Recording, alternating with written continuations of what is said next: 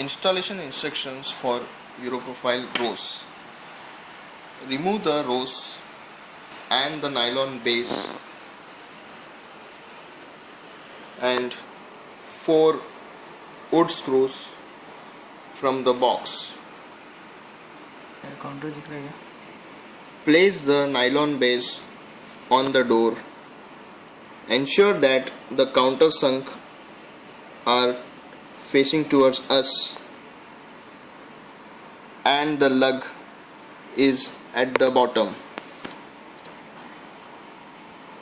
Hold it firmly with 4 wood screws.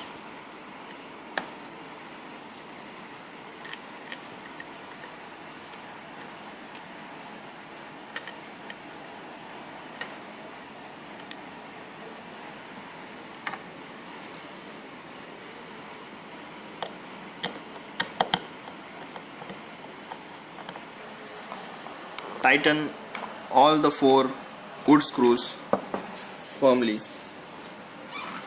Take the Europrofile rose and just snap fit.